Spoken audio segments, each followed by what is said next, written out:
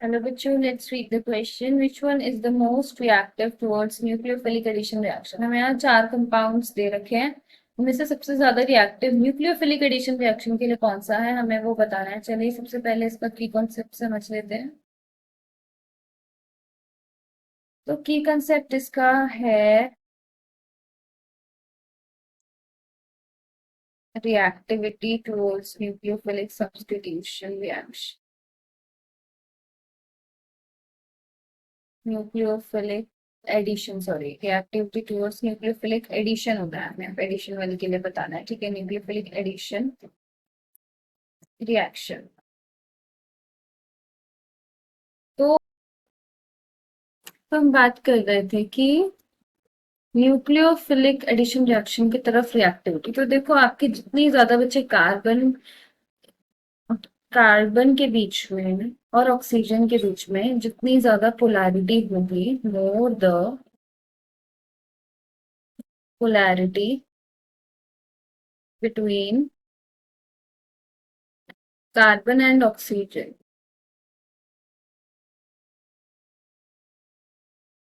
more will be the reactivity। यानी कि हम ये कह सकते हैं, पोलैरिटी का मतलब क्या हुआ?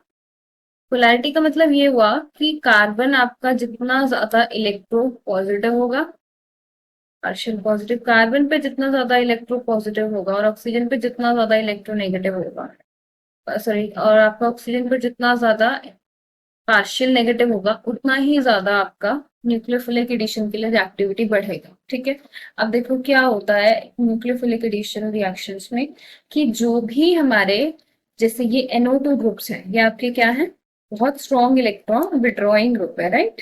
NO2 NO2 strong electron withdrawing, strong electron withdrawing. तो ये NO2 क्योंकि स्ट्रॉन्ग इलेक्ट्रॉन विड्रॉइंग ग्रुप्स हैं, तो ये क्या करेंगे, इलेक्ट्रॉन डेंसिटी को बहुत स्ट्रॉन्गली पुल करेंगे, और जिसकी वजह से आपके ऑर्थो एंड पैरा पोजिशंस पर भी पार्शियल पॉजिटिव चार्ज क्रिएट होने लगेगा। ठीक है, इसकी वजह से क्या होगा कि जो कार्बन है वो और ज्यादा इलेक्ट्रो पॉजिटिव होगा, ऑक्सीजन और ज्यादा इलेक्ट्रोनेगेटिव होने लगेगा। तो यानी कि पोलैरिटी बढ़ गई, न्यूक्लियोफिलिक एडिशन बढ़ गया। तो यानी कि जो इलेक्ट्रॉन विड्रॉइंग ग्रुप है वो आपका एनहांस करेगा न्यूक्लियोफिलिक एडिशन को, लेकिन वही इसका अपोजिट अगर CH3 ग्रुप है तो ये आपका इनको और ज्यादा इलेक्ट्रो नेगेटिव बना देगा, मतलब इसको और ज्यादा पार्शियल नेगेटिव चार्ज इस पर आ जाएगा। ठीक है, तो और ही ज्यादा इनको डेफिशिएंट होने की जगह इन पर इलेक्ट्रॉन डेंसिटी बढ़ा देगा, ऑर्थो पर और, सॉरी ये तो मेटा पोजिशन पे बना दिया हमने, ऑर्थो पर और पैरा की बात हम कर रहे हैं। ठीक है,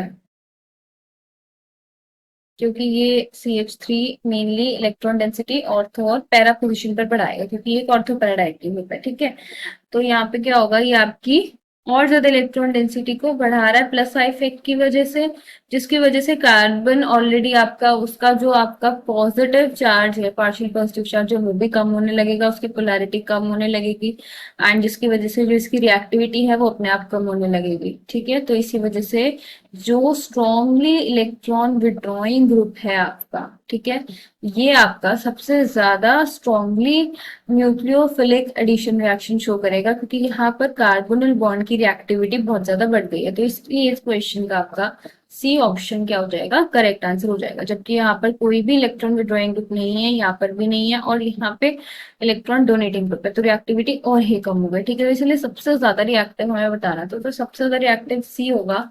And this is the final answer. I hope you all have understood the question. Wish you all the best.